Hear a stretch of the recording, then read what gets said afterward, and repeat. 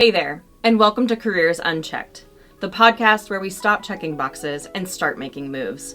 This is for barrier breakers, career builders, and anyone who's ready to build a career that actually feels like theirs. I'm Brandi Oldham, career coach, interior designer, and year-round iced coffee drinker. Around here, we keep it real, from navigating career pivots to figuring out how to stay balanced when your to-do list feels like it's just never ending. Whether you're chasing that next promotion, thinking about switching things up, or just trying to figure out what's next, you're in the right place. My goal? To help you trust yourself, take action that feels good, and build a career that's sustainable, not stressful. So grab your drink of choice, settle in, and let's get to it. Let's be real. Having a good job that still leaves you feeling empty inside is one of the most confusing experiences in adult life. I've been through it, and so have my clients. You've done everything right. You climbed the ladder, and yet Monday morning, you still feel like there's a weight on your chest. I just want you to know you're not alone, and you're not crazy for wanting more. So before we get into how to navigate all of this confusing feeling about I should have more, I want to tell you a little bit about my own story so that you can understand that I've been there and I know what this feels like.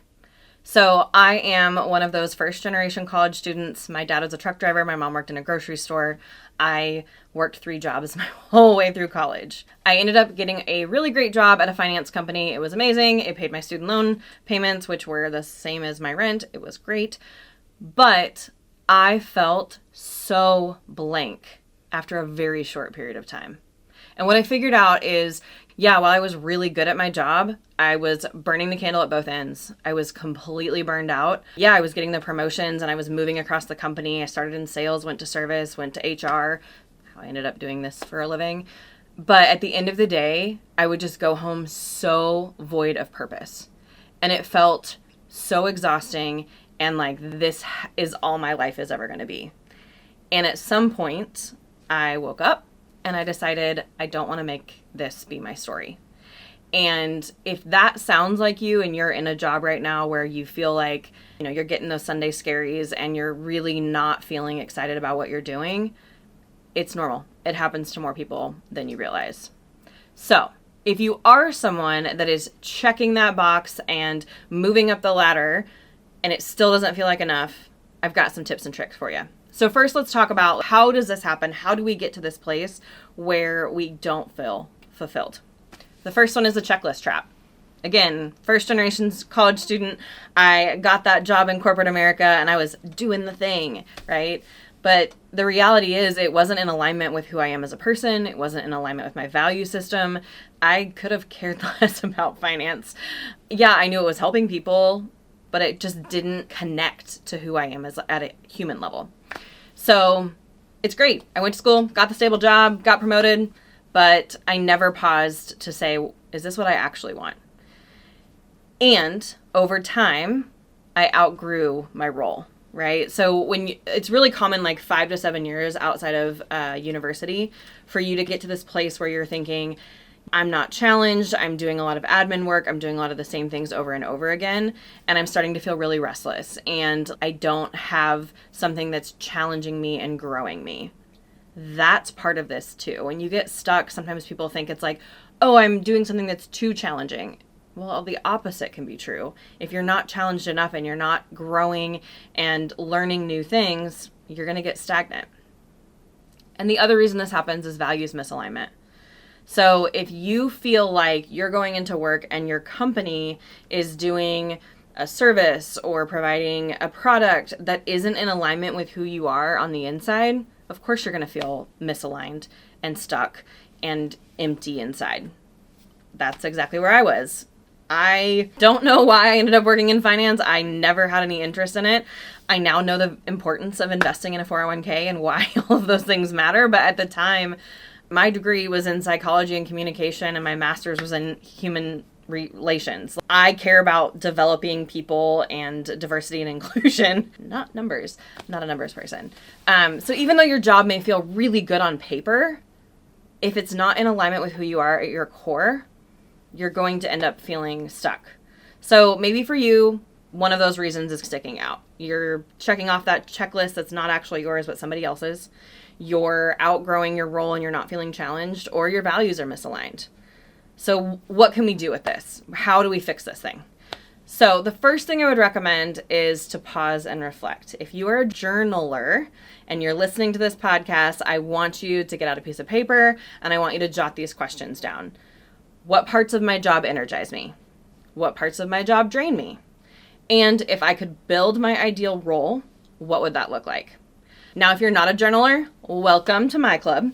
I'm more of a to-do list gal. So when I went through this exercise myself, what I actually did was make a pros and cons list.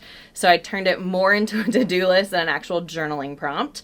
And I made 3 columns, and then I just went through and jotted down little notes here. So if that feels more aligned with who you are, try it that way.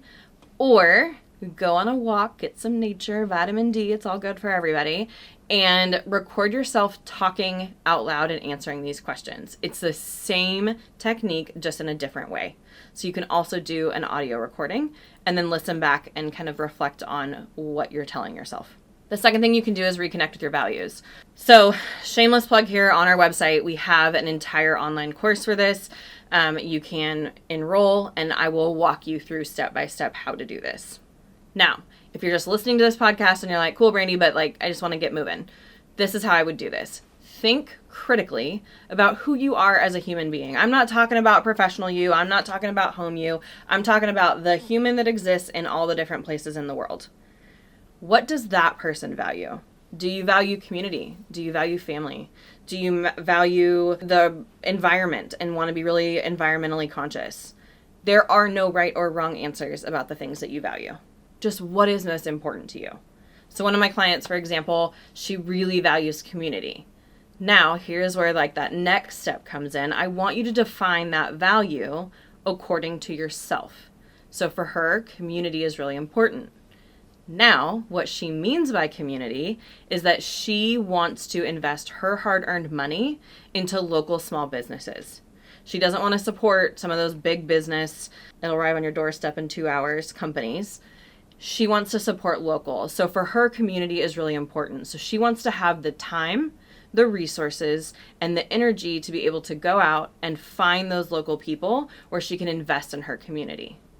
Somebody else's definition of community might mean, I want to be able to go to the park on a regular basis and interact with those people who live in my neighborhood. Or maybe I want to be a part of a group that values the same things I do. There's no right or wrong definition to that word, but I want you to really think on a deeper level, what does that value mean to you? And then you're going to take that and translate it into a corporation or an organization or a work environment. So if you are someone who really values supporting local businesses, maybe you want to work for an organization that invests in local businesses and helps them get their businesses up and off the ground. Maybe you are working for a bank that prioritizes small business accounts and really helps get them to that next level. Whatever that is for you, you want to make sure you're taking those values and then translating them into how you can live that purpose within your career. Because we have to be honest, you're going to be spending most of your days in your career for a good chunk of time. Make sure it's in alignment with who you are. And then the last thing I would say is get curious. So many people come to me and they're like, great, I've done the prompt, I've journaled, I've found my values, and now I still don't think this is real. I don't think I can actually go out and find a company that aligns with this thing. And what I want to tell you is get curious, turn it into a researcher. You don't know until you explore, and there are so many options out there that you don't know that exist. Because if you knew it existed, you wouldn't be talking to me, right? There are companies who want to live the same values that you do, or they want to have customers or clients that value the same things you do. Find those people, have those conversations, explore what might be available. So, if you're feeling stuck, I just want you to know it's not a sign that you failed. In fact, it's just a sign that you are wanting more from your life and that there is a gap between what you want and what you have. So if that is where you are, think, reflect, what's not in alignment? Think about your value system. Where does all of that come into play within your current role, and what could it come into play with in the future? And then get curious. If you're asking the questions, I have to imagine you're probably getting on the right track. Keep going. The answers will come. Thanks for joining me today on Careers Unchecked. If you've got a career question or just need someone to bounce an idea off of, reach out. I'd love to hear from you. Until next time, take a breath, take a step, and keep moving forward. You've got this.